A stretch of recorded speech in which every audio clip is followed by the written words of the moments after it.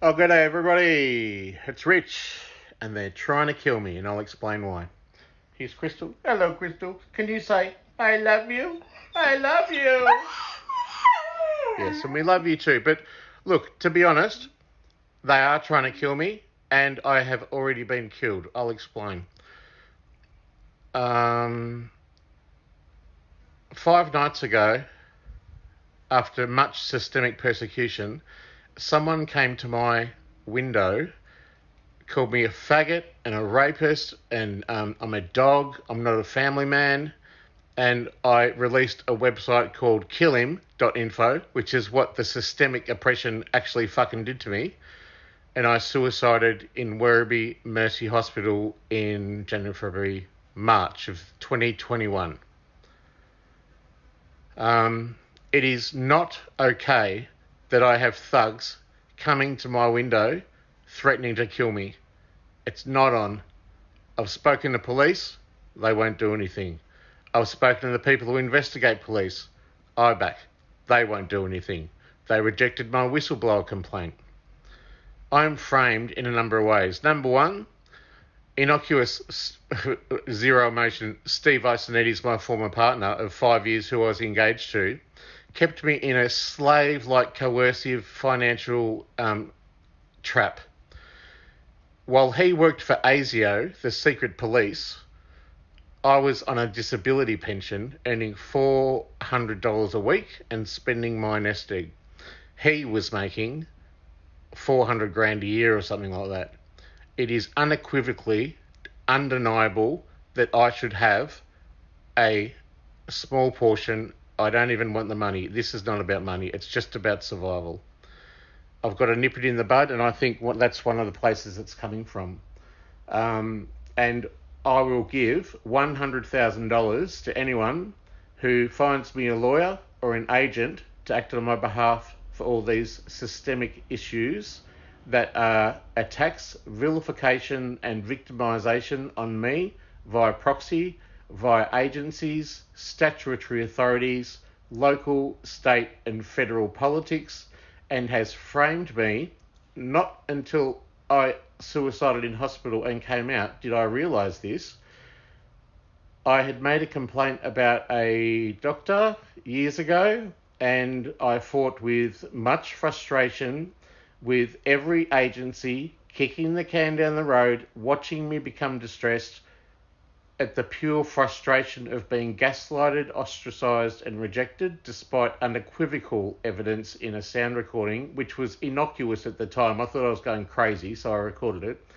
His lawyer framed me as some kind of evil genius who's extorting him for money. Now, at that same time, the old landlord from where a former partner and I stayed sold his place for millions of dollars.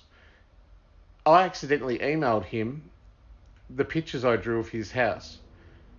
When he knew that Steve left me squatting there for free, only because he could afford it, and I had nowhere to go, and I was homeless, that he said he wanted to do business with me. He gave me $100,000. I didn't do anything with that $100,000. I bought some incense, a crystal, and I think a couple of T-shirts from Redbubble.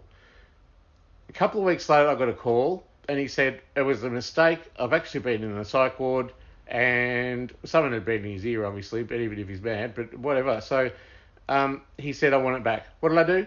Gave it back. Anyone who accuses me of extorting people for money is a fucking idiot. Anyway, further than that, so the Dr. Whittaker thing happened, and these are the institutions that covered it up. The doctor, I didn't want anything to happen to him. It's not even about Dr. Whittaker now. It's about the movement that came afterwards that has various genesis points and has framed me in exceptional ways.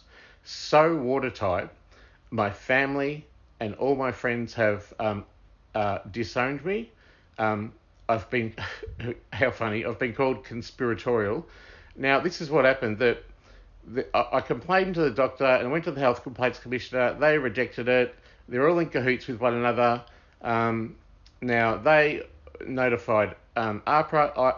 evidence will show I was protecting the doctor. I didn't want to take that evidence to APRA. He would be fucked.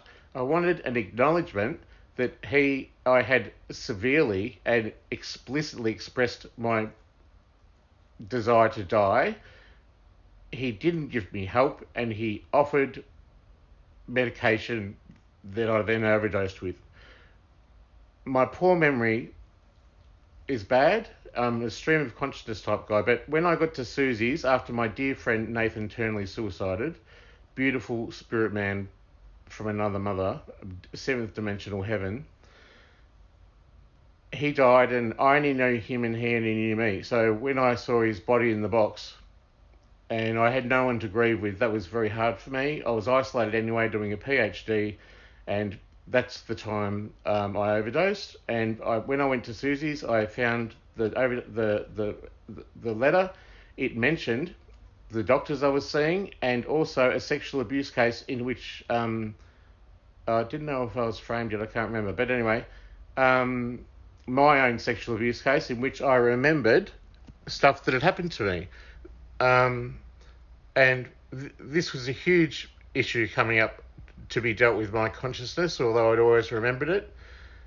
Because you're framed as a mad person, because I've written that book 30 years ago about my experience with so-called schizophrenia, which I used a whole fucking PhD to demystify and unblock and deny. It had regretful sex in it. It had drugs and all that kind of stuff in it. It had all the youthful things. I forgive myself for everything. You can't rape the willing. I've been called a rapist for that, and it was at the police break up. The police are against me. I don't know where this persecution's coming from. But anyway, the gay guilts, all that kind of stuff, it all kind of expressed itself in an odd way in my discordancy because, at the first consensual sex, the gargantuan thing of holding on to that, the sin of being with bad men, amplified itself in a confusing time of not knowing what my sexuality was. It's not a crime to have sex with willing people. It might be seen as unethical that if people know you're gay before you are, there's obviously regretful things happening there. Hello, famous person I lost my virginity to. I'm glad you're kicking goals. I'm having a bit of a hard time. But anyway, look, I forgive myself for all that, and I forgive everyone, and I don't want any money. All I want is for everything to be acknowledged, and I want for everyone to be forgiven. I don't want anyone to go to jail, lest me, because I've been tagged in pedophile posts. I've been called a dog fucker, a rapist, an extortionist. I've been bugged. My phone's bugged. I have my computer bugged. I will go on. So it went to APRA finally, and it took years, and they invited me in just to stick in the knife. Now, I don't know why this system of oppression sets me up in order to aid and abet my potential suicide or my harm to myself, because they can, and they well and consciously are aware of this, that if they extend, delay, deny, blacklist, ostracize, it'll keep on going, and I'll be more and more at risk. And this is why this is a conspiracy to murder when I got to hospital. Now, the former partner thing, the sexual abuse, it's all adding up, right? So I'm doing a PhD. I survived the suicide attempt, go to Ocean Grove, come back. What was I going to say? I was that's what my memory's so bad. I moved into the exact same house. Fuck, that was weird. And left with the old dog, came back with the new dog. Poor Steinberg. I love Steinberg, but we got Crystal. Anyway, she's just chilling. And so what was I going to say? And then I became so distressed from work. I worked for 2 years as a allied health professional, a registered support therapist for the NDIS, who is insured by Comcare through the NDIA. I stopped work on the 22nd of January 2021 because I could not bear to face my client who I'd seen for 2 years, and I did his VOCAT case. I collected his evidence of his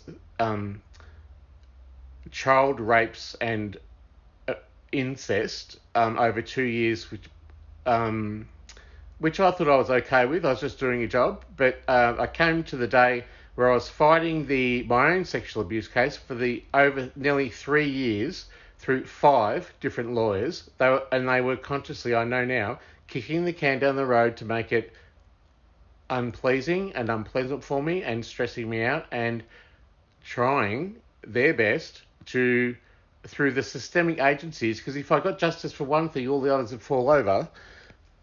I couldn't get any justice anywhere. So everything was absolutely maimed.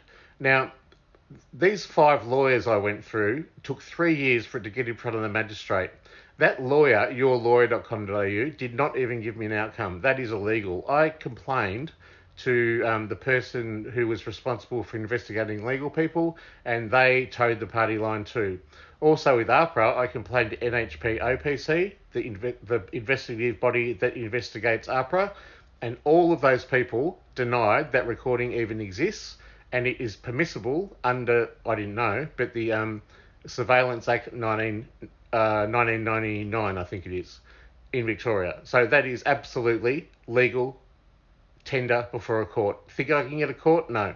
Think I can get a lawyer? No. Think I can get any help anywhere? Absolutely fucking not. This was the beginning of looking back and knowing how heinously I'd been framed and decimated, and I'll go on. I then became so distressed from work I left, because at another VOCAT case where I was violently beaten up and hospitalised for saving someone's life, and I was the one with the bloodied face and broken bones at the end doing the police report. They pinned it on me. And I'm like, how the fuck did that happen? Anyway, so that's the other VOCAT case. The other VOCAT case was my sexual abuse case.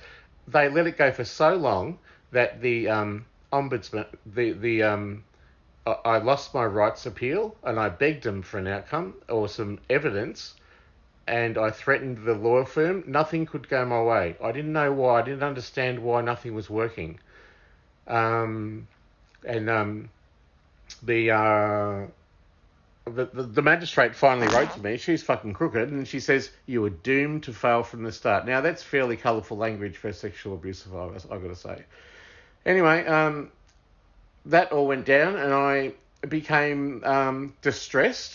I was distressed because of the abuse that I got from my client, from the long-time battle that I had with my litigation, and the turning point was when I got the CD-ROM in the mail in which I knew it had gone beyond the appeal and I couldn't do anything anyway. So they've rendered me powerless. Okay, so this is that. So I stopped work, and so I go to HCF, my income assist. It has nearly been 12 months. They haven't paid me a cent.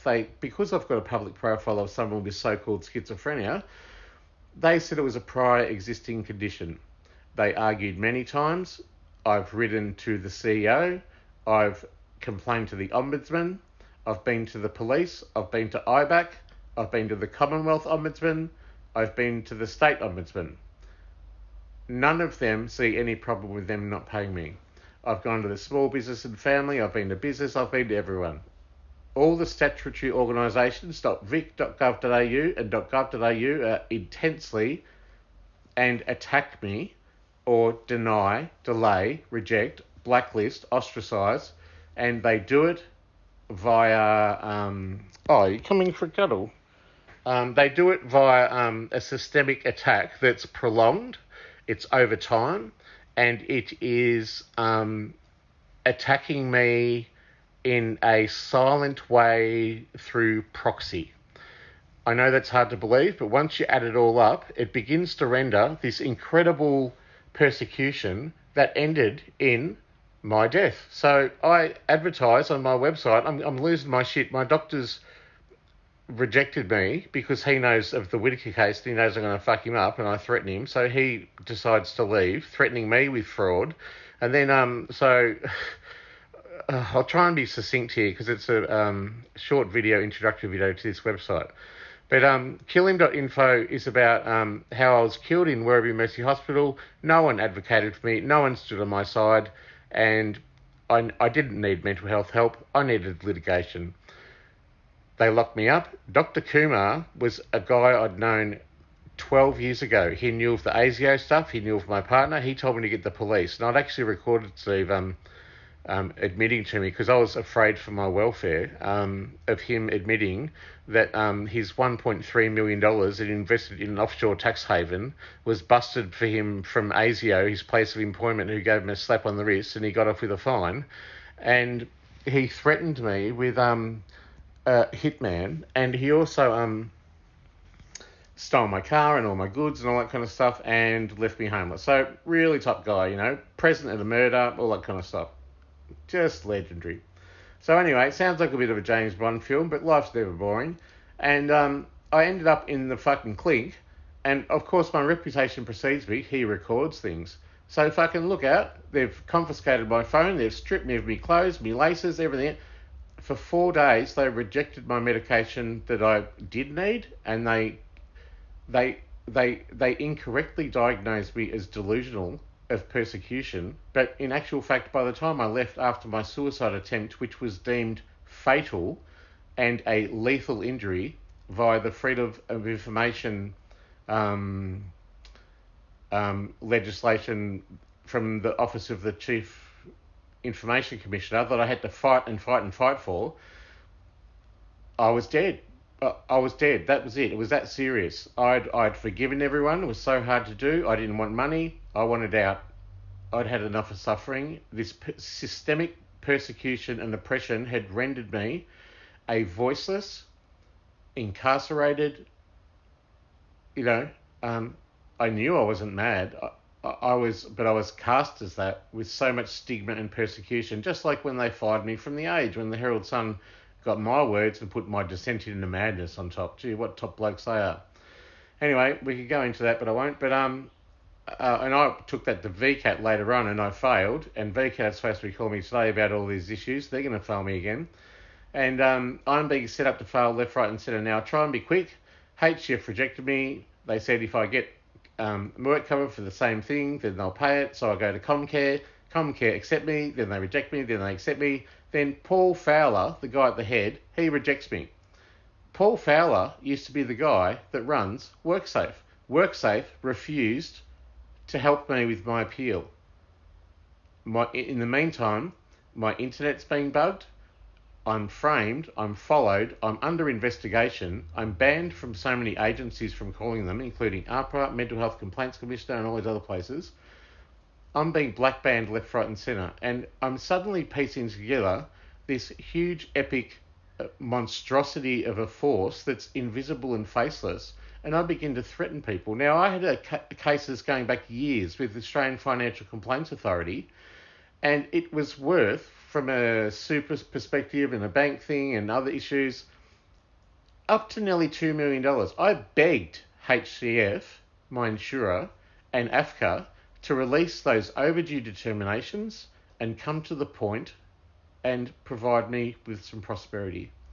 The methodology for this movement is to deny me of a voice and deny me of justice and deny me of prosperity and aid and abet my death by making it so hard for me that I kill myself. Now, they were surprised when I did that in hospital.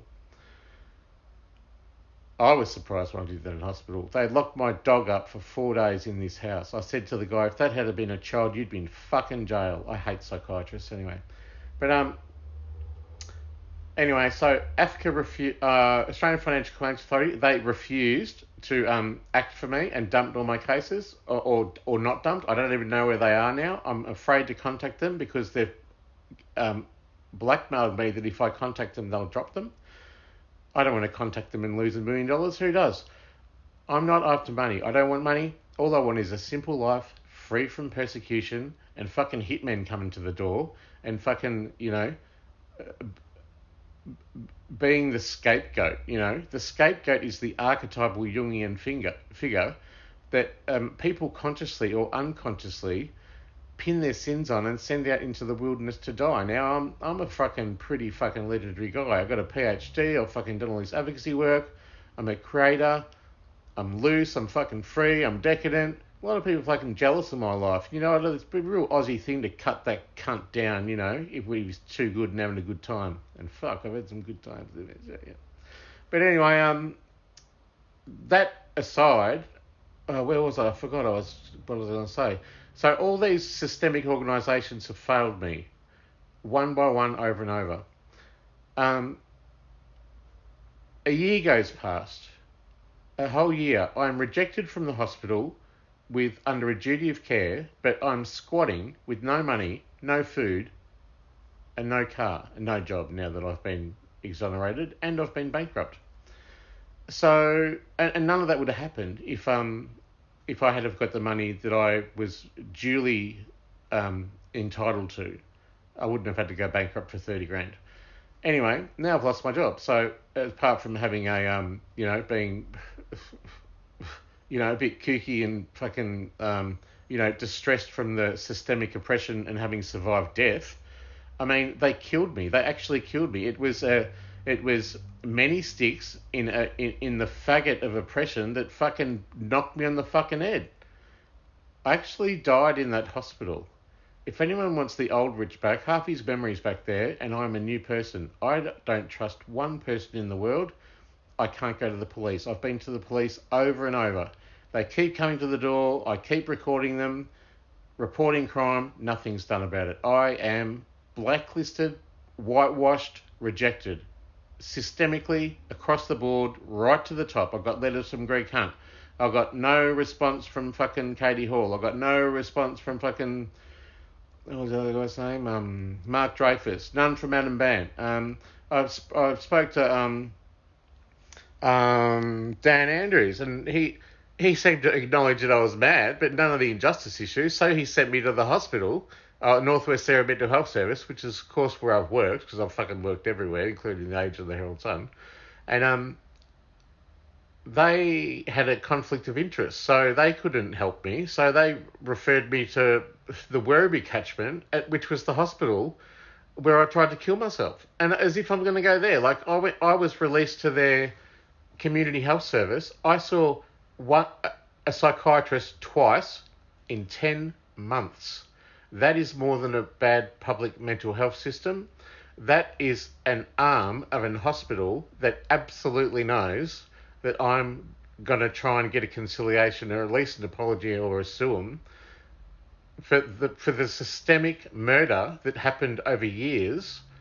That was a systemic oppression that ended in my misdiagnosis and my mistreatment, the denial of my rights, my mismedication, and the framing of me by various points in my life. Now, if you don't have any enemies, you haven't stood up for anything. So I must have stood up for a lot, because I haven't got anyone in my life apart from the dog, but that's all I need. Anyway, so look, after that, after I survived and was rejected from the mental health service for an impasse, gee, thanks for that. They rejected my medication. My doctor rejected me. Everyone said there was no conspiracy. Still, the exit notes from the hospital say I was not delusional nor psychotic, and that I had adjustment disorder. And they only gave that to justify actually having me fucking in there. So in actual fact, I was absolutely sane, and I recorded the takedown, and I put it on Facebook in my defence, and they threatened me with a $60,000 fine or jail if I didn't take it down. Now, that's fucked. That was on my property. I have exactly every right to record the police breaking into my house and threatening me with violence to fucking get me in the ambulance, which I thought I'll just go down and have a chat with them. It'll be right. It went bad from there. Anyway, a year goes past. I barely have a doctor. Family tells me to fuck off. Friends deceive me and they don't talk to me. I become a fight. I'm fighting this thing 24/7. I'm emailing people. I'm writing hundreds of emails. I'm going from every agency. I'm building my way up.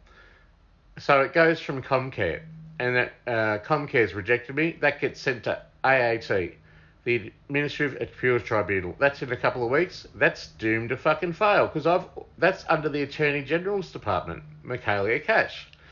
And who is also under that department is AFCA is the Human Rights Commission, who handballed $1 million dispute to the other team, mind you, and also the Health Complaints Commissioner and the Ombudsman and AFCA, I think. So under that portfolio, that legislative portfolio, is the AAT. Of course I'm going to fail. It's absolutely doomed to fail. And the government, who have killed me already and are continuing to oppress me, have got a lawyer, a highfalutin lawyer, and I'm just this fucking random dude. I haven't got one person in my life, apart from some random dude that I met who kind of semi-porked, and he's, just kind of come into my life. But, my poor family, I feel for, because they don't understand and they can't understand. They think I'm mad and they think I'm delusional and all this other stuff.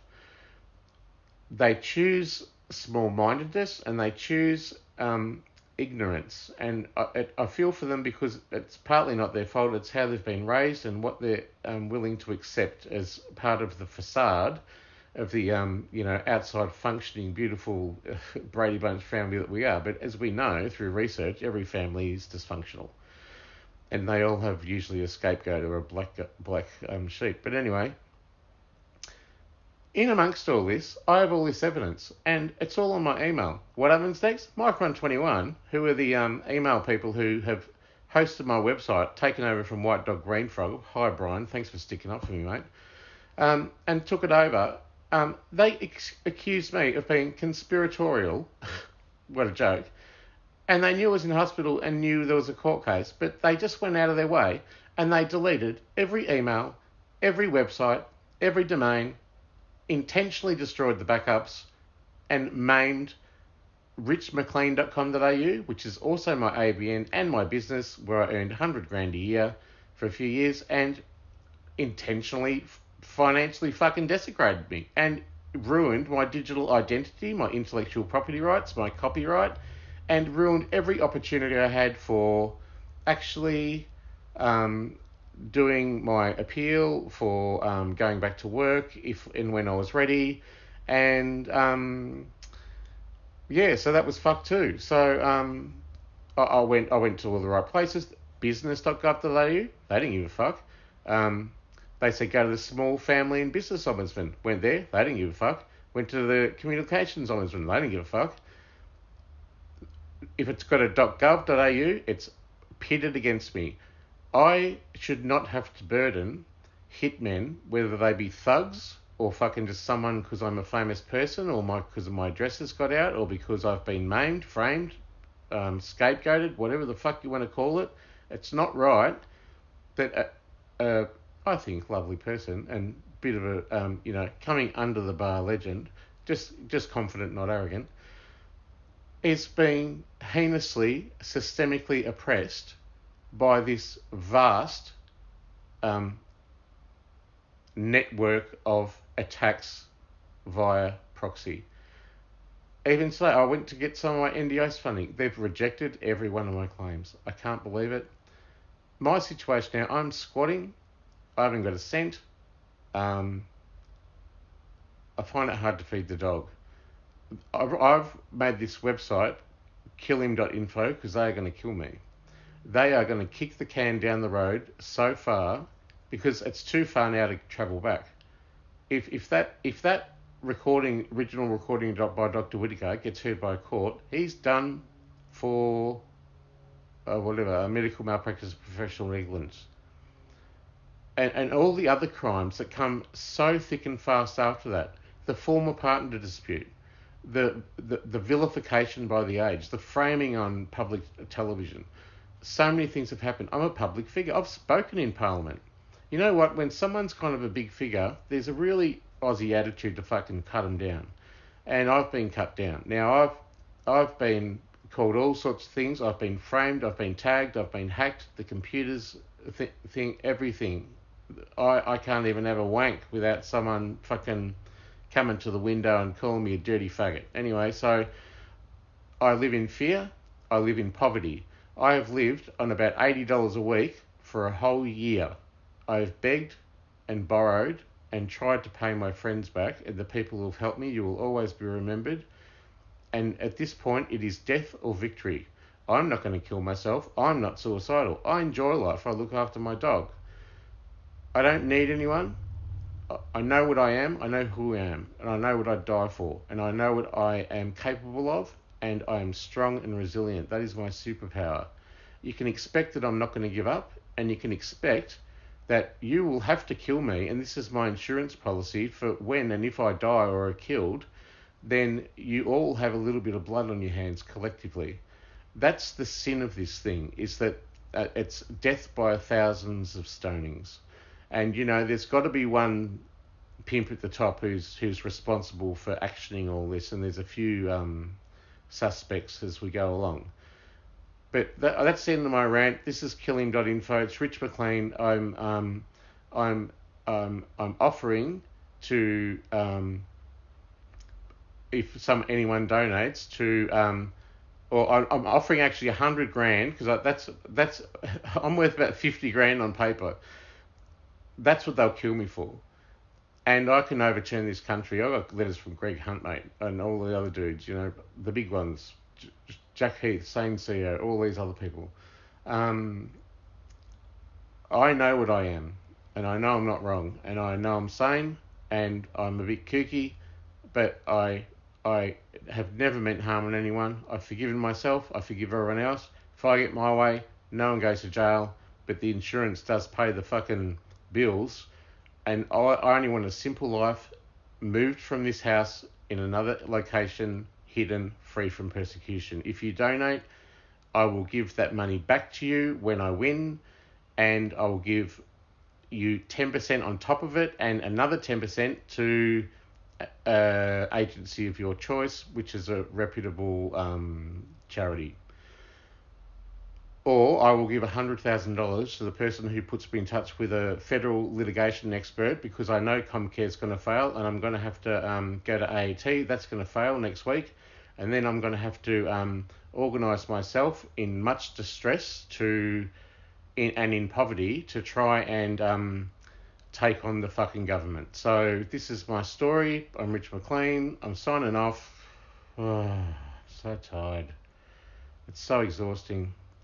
I don't want to die. I'll live a happy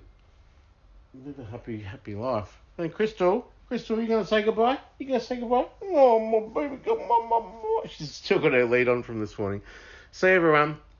I love you all. I forgive you all. I forgive myself. And there are some actions that need to happen though, and they're fair and they're equitable, and a systemic